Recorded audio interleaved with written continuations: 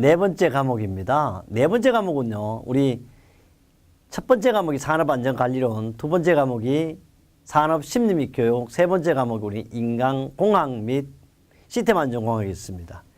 네 번째 과목은요, 건설시공학으로서 이 건설시공학은 우리 건설안전공학에 포함되겠죠. 첫 번째 문제가 61번이 되는데요. 스라브에서요, 내면이 고정됐대요. 다 이렇게 딱 고정이 됐는 거, 내면이 다.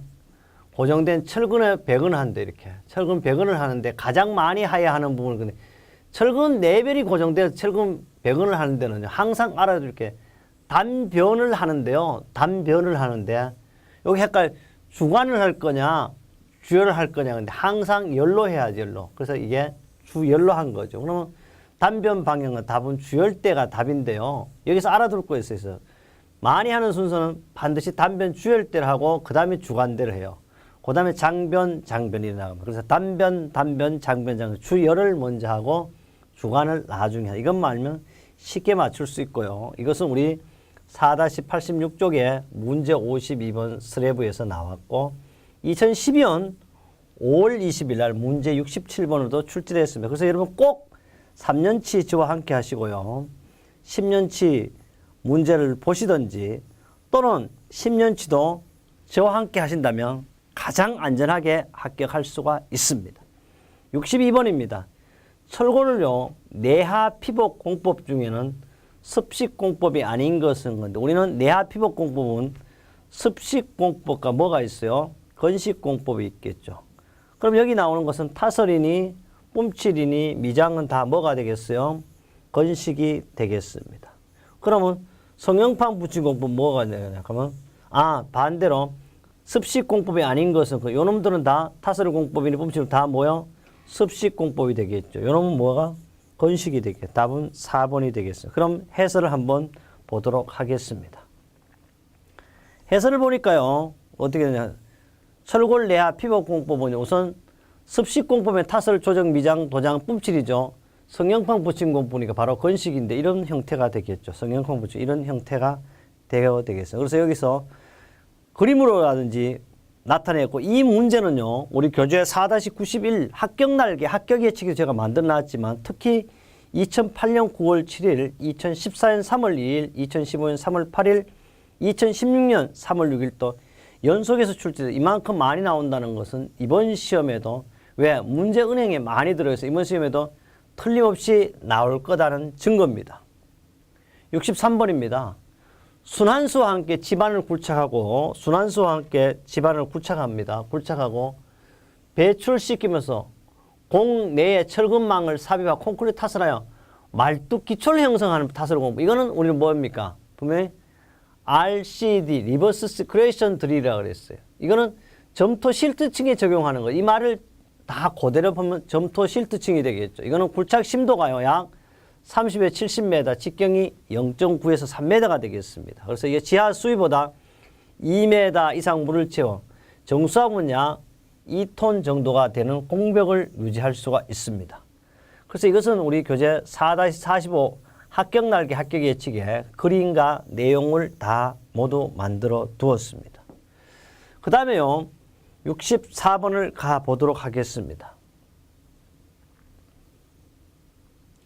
64번은요.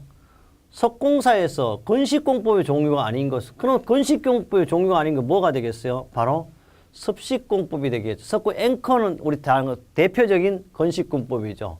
강제 트러스 대표적인 건식, GPC 건식, 계량 합창은 어때요? 바로 습식공법에 되겠습니다. 그래서 건식공법과 또는 건식공법의 돌 붙인 공법의 종류를 앵글 지지, 앵글 플레이트, 트러스 시스템 등이 있다. 이렇게 읽고요. 어째 여기는 계량 압착 공법은 습식 공법이 되겠습니다. 이것은 우리 교재 4-109쪽도 타일 붙이기 있고 2014년 3월 2일 날 문제 76번 해설에도 제가 만들어 두었고요. 근간에 2004년 5월 24일 날 문제 74번에 적중이 됐었습니다. 65번입니다. 벽돌벽의 두께가요. 1B짜리로 하는 거예요. 1B짜리. 벽 높이를 2.5m 하고 길이가 8m, 벽면에 소유되는 점토 벽돌은 매수는 얼마인가요? 당 구경은 표준형 190과 90, 57 할증률을 3%로 하면 소수점 이하는 결과는 얼마의 정수매로 표기한다. 그런데 알아둘 게 있어요.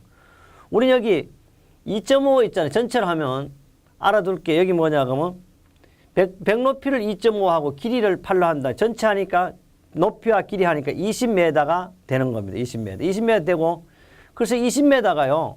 원래는 149m를 할증률을 1.03 하니까 약 3069m가 되는데 여기서 알아둘 거 있어요. 3069m인데 가장 근사치가 얼마냐 그러면 바로 얼마요? 3070m가 되겠어요. 이거는 품색 기준면이죠. 그래서 0.5배 할 때는 75m, 1.0배 할 때는 149m를 적용하고요. 할증률을 하니까 3069로 하니까 3069가 없으니까 한 개 더 플러스 얼마? 3070개로 한다는 걸 알아두면 되겠고요. 이것은 1000매당 100돌 표준 품셋을 붙여 두었습니다.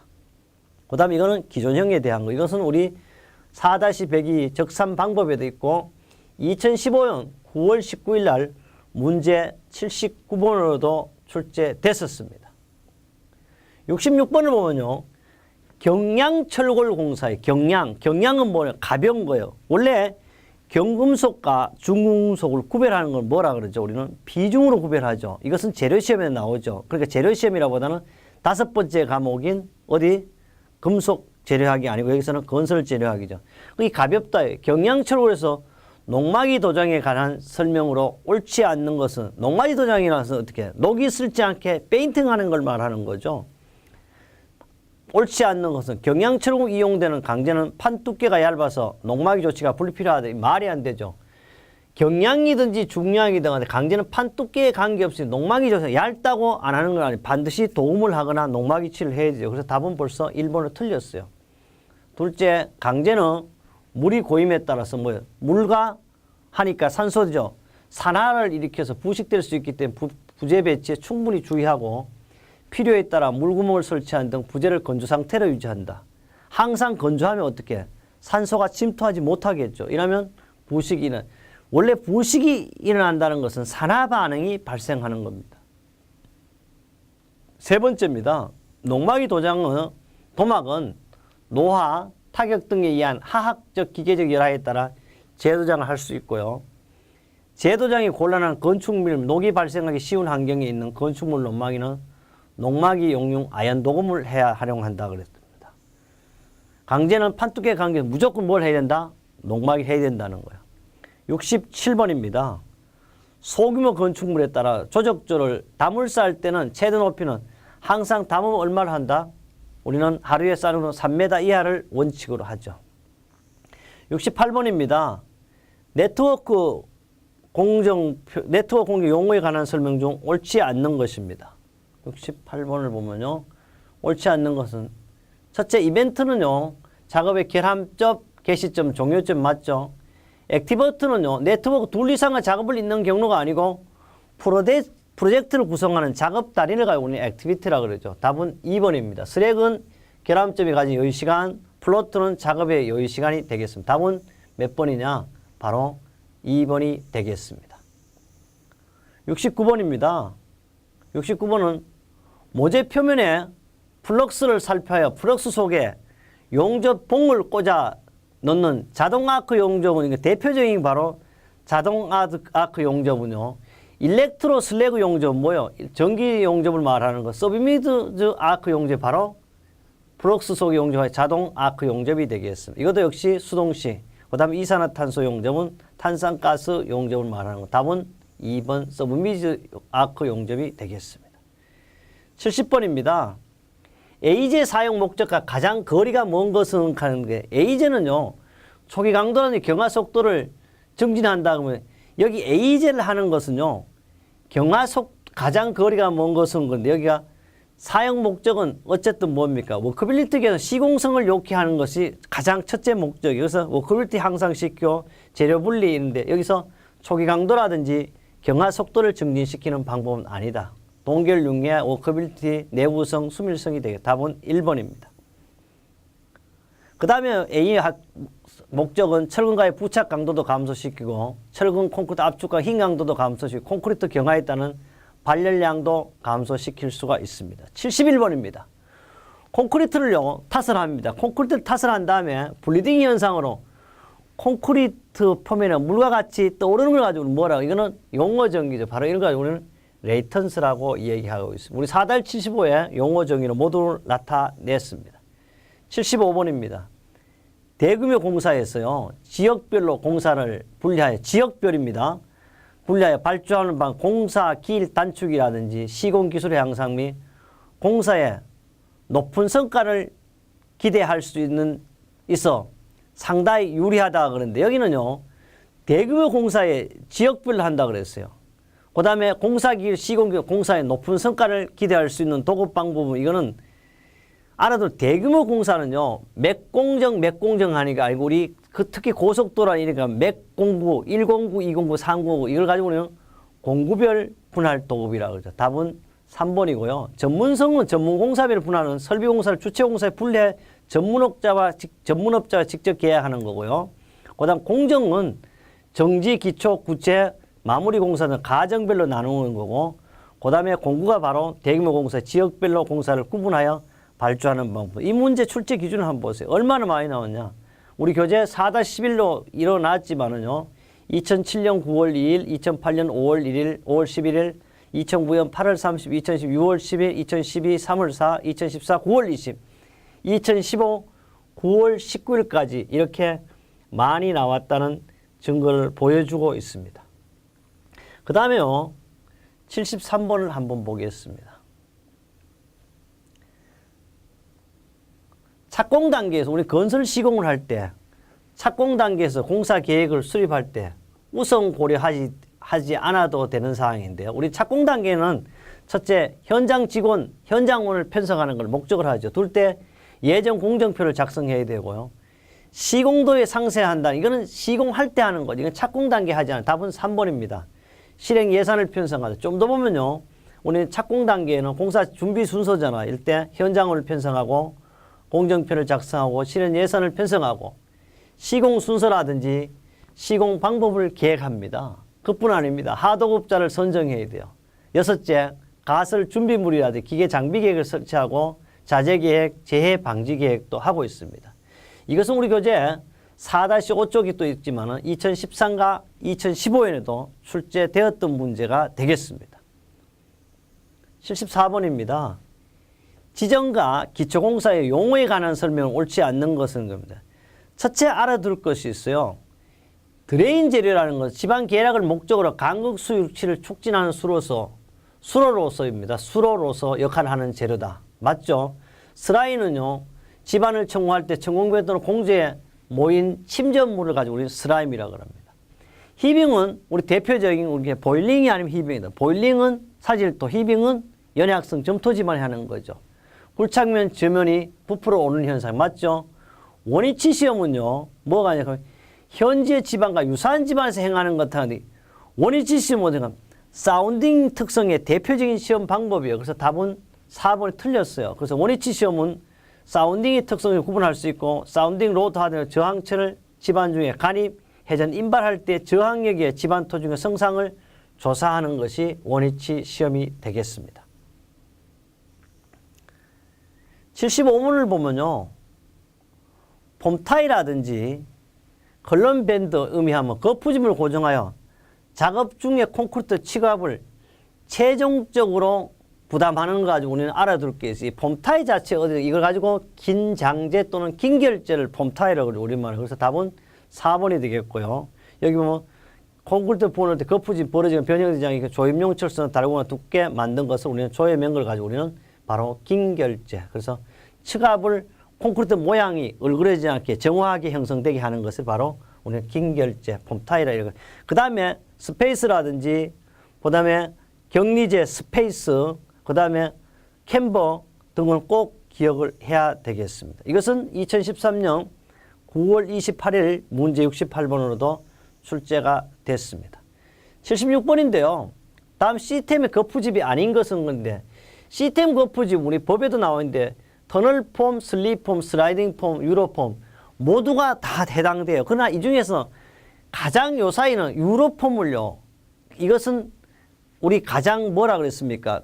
우리가 2016년 5월 8일에도 유로 폼이다만 이것은 각 소형 구조물에 이제 적용하는 방법이 유로폼인데, 유로폼은 시스템 거푸 중에 이제 초보 단계가 되겠죠. 그래서 여기서 굳이 답을 하면 76% 답은 유로폼이 되겠어요. 한 번 더 한다면 가장 초보적인 단계 시스템은 건물의 평면 형상이 규격화되어 표준 형태의 거푸짐을 변형시키지 않고 조립하면서 현장 제작에 소요되는 인력을 줄여 생산성을 향상시키고 자재의 전용 횟수를 증대시킬 목적으로 하는 것이 유로폼인데, 이것도 강의적으로 할 때는 유로폼이 답이 될 수도 있어요. 그러나 여기서 굳이 터널, 슬립폼, 슬라이딩 폼은 완벽한 시스템 거푸집이 되겠습니다. 또 하나는요, 이 내용은 우리 건설 시공학에 다해서 법규로도 명시가 되어 있고, 특히 유로폼에 대해서는 우리 실기 작업형에도 출제가 되고 있습니다.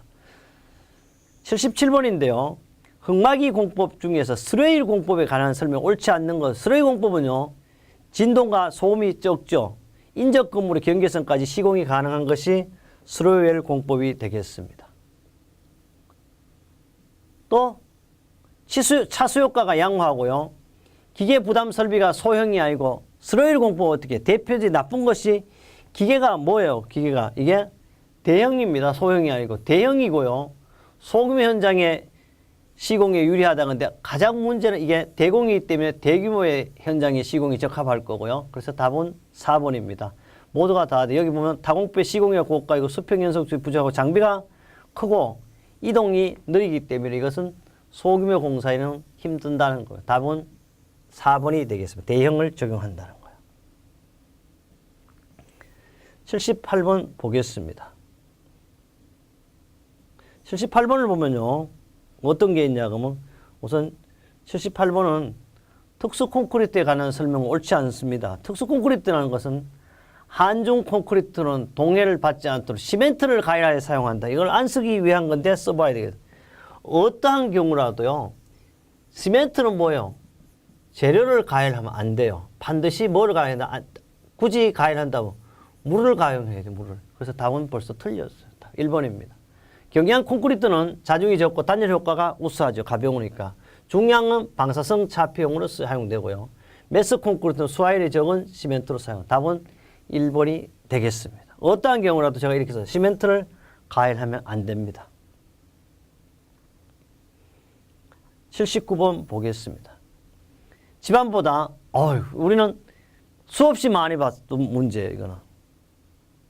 집안보다 높은 것은 굴착이 적합하고요. 굴착은 디퍼가 행하는 토공구상의 기계로 적합한 것은 볼 필요 없어요. 바로 파워쇼블이 되겠죠. 답은 파워쇼. 4번이 되겠습니다.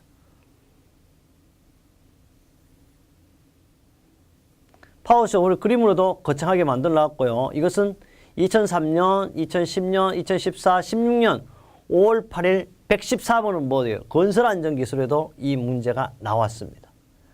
80번입니다. 80번은요, 일반적으로 사질 지반의 지하수위를 낮추기 위해 이용하는 것, 펌프를 통해 강제로 지하수를 뽑아내는 공법이, 이거는 대표적인 뭐예요?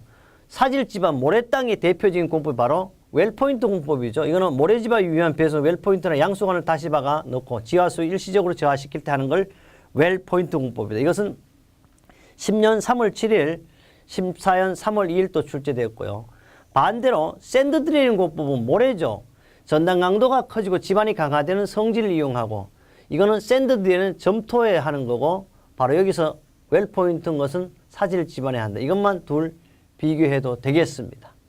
그 다음에요, 우리는 이제 이렇게 해서 80번까지 하니까 4번째 과목을 마무리했습니다. 5번째 과목은 뭐죠? 재료입니다. 건설 재료학에서도 여러분과 함께 안전한 합격을 위해서 계속해서 이어나가도록 하겠습니다.